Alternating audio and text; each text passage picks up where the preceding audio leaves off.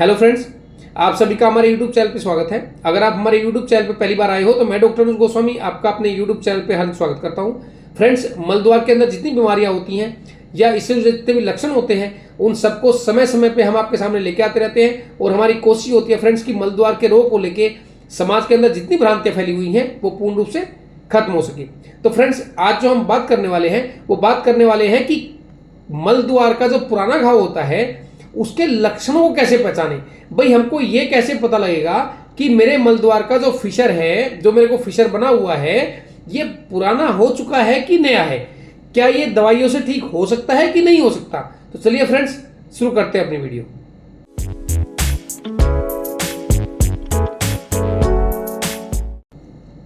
तो फ्रेंड्स, सबसे पहले तो आप ये समझें कि जो फिशर होता है उसको आप कैसे पहचानोगे। मोशन के रास्ते अचानक कोई लॉन्गिट्यूडल कट लगा, जैसे अचानक कोई कट लग जाता है, जैसे ब्लेड से किसी ने काट दिया हो, इस तरह का दिक्कत कभी पेशेंट को बनती है। तो उसमें क्या होता है कि पेशेंट को अचानक दर्द बनने लगेगा, बहुत ज़्यादा जलन होने लगेगी, या बूंद बूंद करके खून गिरने लगेगा, या कभी कभी स्टूल के साथ चिपक के ब्लड आ सकता है। तो ये लक्षण होते हैं फिशर के। लेकिन जैसे जैसे ये फिशर पुराना होता है, जैसे आज मैंने 4 दिन की दवाई खाई, मैं ठीक हो गया, उसके बाद फिर मैंने लापरवाही की, फिर मैंने बाहर का कुछ खा लिया है, मेरे को कब्ज बना, उसके बाद मेरे को फिशर फिर दोबारा रिपीट हुआ।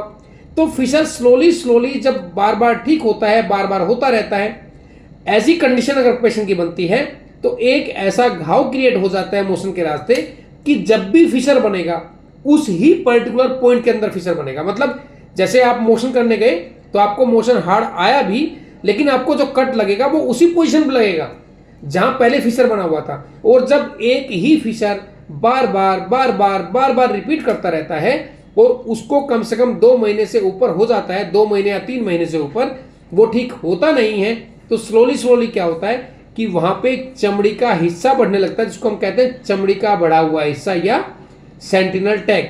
अब सेंटिनल टैग किसी को हो भी सकता है, नहीं भी हो सकता, या कभी कभी किसी को खून आ भी सकता है, नहीं भी आ सकता, लेकिन मोशन का रास्ता धीरे धीरे छोटा होने लगता है। इसको बोलते हैं एनल स्पाज्म या गुदा का संकुचन। तो ऐसी स्थिति जब आपको गुदा का संकुचन मलद्वार से छोटा लगने लगे, मलद्वार के घाव आपको लगातार बने रहे और साथ में चमड़ी का बढ़ा हुआ हिस्सा हो या नहीं भी, तो ऐसी कंडीशन को आप मलद्वार का पुराना घाव ही समझोगे। कभी कभी क्या होता है कि जब ये बहुत पुराना हो जाता है, जब वहां की ब्लड सप्लाई खराब हो जाती है, तो ऐसी स्थिति में क्या होता है कि वहां से चिपचिपा पानी निकलना शुरू होता है।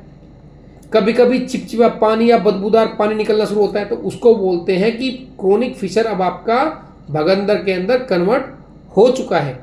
मतलब वो ठीक तो हुआ नहीं, भगंदर के अंदर कन्वर्ट हुआ।